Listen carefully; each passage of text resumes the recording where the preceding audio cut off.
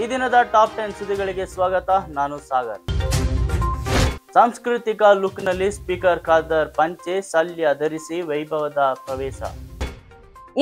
ವಿಧಾನಸೌಧದ grand step ನಲ್ಲಿ ಆಯೋಜಿಸಿದ ಕಾಮನ್ವೆಲ್ತ್ ಪಾರ್ಲಿಮೆಂಟ್ ಅಸೋಸಿಯೇಷನ್ ಸಮ್ಮೇಳನ ಉದ್ಘಾಟನೆಗೆ ಸ್ಪೀಕರ್ ಯುಟಿ ಖಾದರ್ ಸಾಂಪ್ರದಾಯಿಕ ಉಡುಗೆಯಲ್ಲಿ ಆಗಮಿಸಿದರು. ಖಡಕ್ ವೈಟ್ ಶರ್ಟ್ ಅಥವಾ ಜುಬ್ಬಾ ಪೈಜಾಮ ಬಿಟ್ಟು ಅವರು ರೇಷ್ಮೆ ಶರ್ಟ್, ಪಂಚೆ ಮತ್ತು ಶಲ್ಯ ಧರಿಸಿದ್ದು ಇದನ್ನು ಕರ್ನಾಟಕದ ಸಂಸ್ಕೃತಿಯ ಪ್ರತೀಕ ಎಂದಿದ್ದಾರೆ.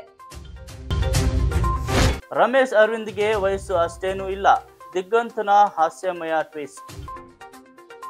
ಹುಟ್ಟುಹಬ್ಬದ ಪ್ರಯುಕ್ತ ದೈಜಿ ಚಿತ್ರದ ಟೀಸರ್ ಲಾಂಚ್ ಕಾರ್ಯಕ್ರಮದಲ್ಲಿ ನಟ ರಮೇಶ್ ಅರವಿಂದ್ ಅಭಿನಂದನೆಗಳನ್ನು ಸ್ವೀಕರಿಸಿದರು. ಈ ವೇಳೆ ನಟ ದಿಗಂತ್ ಹಾಸ್ಯ ಮಿಶ್ರಿತ ಮಾತನಾಡಿ, ರಮೇಶ್ ಅರವಿಂದ್ ಅವರಿಗೆ ವಯಸ್ಸೇ ಆಗಲ್ಲವೇ ಎಂಬ ಪ್ರಶ್ನೆಗೆ ಅವರು ಹೈಕೋರ್ಟ್ ನಿಂದ ವಯಸ್ಸಿಗೆ ಸ್ಟೇ ಆರ್ಡರ್ ತಂದಿದ್ದಾರೆ ಎಂದು ತಮಾಷೆ ಮಾಡಿದರು. ಈ ಮಾತು ಕಾರ್ಯಕ್ರಮದಲ್ಲಿ ನಗೆ ಹಬ್ಬ ಉಂಟು ಮಾಡಿತ್ತು. ದೈಜಿ ಚಿತ್ರದಲ್ಲಿ ರಮೇಶ್ ಅರವಿಂದ್ ವಿಭಿನ್ನ ಪಾತ್ರದಲ್ಲಿ ಅಭಿನಯಿಸುತ್ತಿದ್ದು ಟೀಸರ್ಗೆ ಉತ್ತಮ ಸ್ಪಂದನೆ ಲಭಿಸಿದೆ. ದೆಹಲಿಯಲ್ಲಿ ಐಸಿಸ್ ಉಗ್ರರ ಬಂಧನ. ದೆಹಲಿಯಲ್ಲಿ ಐಎಸ್ಎಸ್ ಉಗ್ರರು ತಯಾರಿಸುತ್ತಿದ್ದ ಬಾಂಬ್ ತಯಾರಿಕಾ ಘಟಕವನ್ನು ಪೊಲೀಸರು ಪತ್ತೆ ಹಚ್ಚಿದ್ದು 5 ಶಂಕಿತ ಉಗ್ರರನ್ನು ಬಂಧಿಸಲಾಗಿದೆ. ಈ ತಂಡ ದೇಶವ್ಯಾಪ್ತಿ ಭಯೋತ್ಪಾದಕ ಚಟುವಟಿಕೆ ತಯಾರಿ ಮಾಡುತ್ತಿದ್ದ ಮಾಹಿತಿ ಕೂಡ ಲಭ್ಯವಾಗಿದೆ.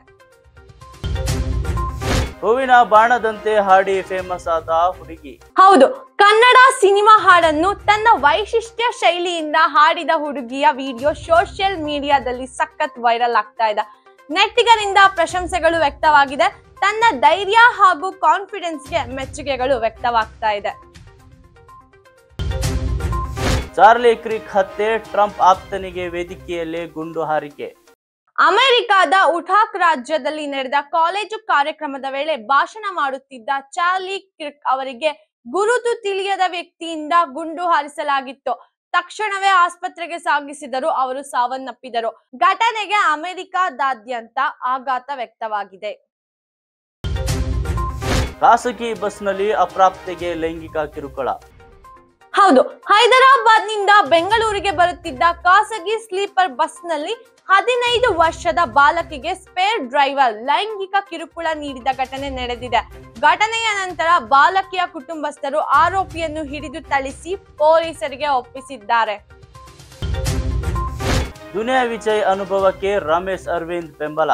ಹೌದು, ಕನ್ನಡ ಚಿತ್ರರಂಗದಲ್ಲಿ ತಮಗೆ ನೀಡಲಾದ ನಿರ್ಲಕ್ಷ್ಯದ ಬಗ್ಗೆ ದುನಿಯಾ ವಿಜಯ್ ಎತ್ತಿದ ಧ್ವನಿಗೆ ನಟ ರಮೇಶ್ ಅರವಿಂದ್ ಸಹ ಬೆಂಬಲ ವ್ಯಕ್ತಪಡಿಸಿದ್ದಾರೆ. ಹಿಂದಿನ ಕಾರ್ಯಕ್ರಮವೊಂದರಲ್ಲಿ ತಾವೂ ಸಹ ಇಂತಹ ಅನುಭವಕ್ಕೆ ಒಳಗಾಗಿದ್ದೆವು ಎಂದು ಅವರು ಹೇಳಿಕೊಂಡಿದ್ದಾರೆ.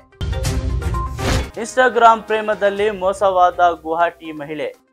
ಅಸ್ಸಾಂನ ಸೋನಿಯಾ ಶರ್ಮಾ ಇನ್ಸ್ಟಾಗ್ರಾಂನಲ್ಲಿ ಪರಿಚಯವಾದ ಜಮೀರ್ ಪಾಷಾನನ್ನು ನಂಬಿ ತನ್ನ ಗಂಡನನ್ನು ಬಿಟ್ಟು ಬಂಗಾರಪೇಟೆಗೆ ಬಂದರು.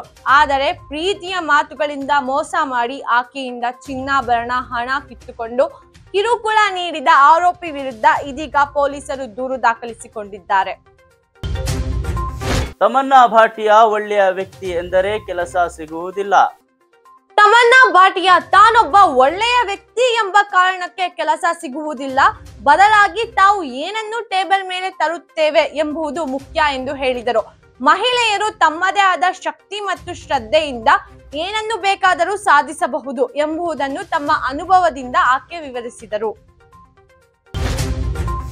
ಮದುವೆಗೂ ಮುನ್ನ ದಾರುಣ ಅಪಘಾತದಲ್ಲಿ ಪ್ರೇಮಿ ಜೋಡಿ ಮೃತ್ಯು. ಶಿವಮೊಗ್ಗ ಜಿಲ್ಲೆಯ ಶಿಕಾರಿಪುರದಲ್ಲಿ ಭೀಕರ ರಸ್ತೆ ಅಪಘಾತ ಸಂಭವಿಸಿ ಮದುವೆ ನಿಶ್ಚಯವಾಗಿದ್ದ ಬಸವನಗೌಡ ಹಾಗೂ ರೇಖಾ ಎಂಬ ಯುವ ಜೋಡಿ ಸ್ಥಳದಲ್ಲೇ ಸಾವಿಗೀಡಾದರು. ಶ್ರೀ ಮಲ್ಲಿಕಾರ್ಜುನ ದೇವಾಲಯಕ್ಕೆ ತೆರಳುತ್ತಿದ್ದ ವೇಳೆ ಇಕೋ ಕಾರು ಮತ್ತು ಬೈಕ್ ನಡುವೆ ಡಿಕ್ಕಿ ಸಂಭವಿಸಿದೆ. ಇದಾಗಿತ್ತು ಸಣ್ಣದ ಟಾಪ್ 10 ಸುದ್ದಿಗಳು. ಮತ್ತಷ್ಟು ಸುದ್ದಿಗಾಗಿ ನೋಡ್ತಾ ಇರಿ ಕರುಣಾ ಟಿವಿ. ಸಾಟಿ ಇಲ್ಲದ ಸುದ್ದಿ ನಮ್ಮ ಗುರಿ. ಇನ್ನು ನಮ್ಮ ಚಾನೆಲ್ನ ಸಬ್ಸ್ಕ್ರೈಬ್ ಆಗಿಲ್ಲ ಅಂದ್ರೆ ಕೂಡಲೇ ಸಬ್ಸ್ಕ್ರೈಬ್ ಮಾಡಿ, ಪಕ್ಕದಲ್ಲೇ ಇರುವ ಐಕಾನ್ ಕ್ಲಿಕ್ ಮಾಡಿ ಹಾಗೂ ಲೈಕ್ ಮಾಡಿ. ಶೇರ್ ಮಾಡೋದು ಮಾತ್ರ ಮರಿಬೇಡಿ.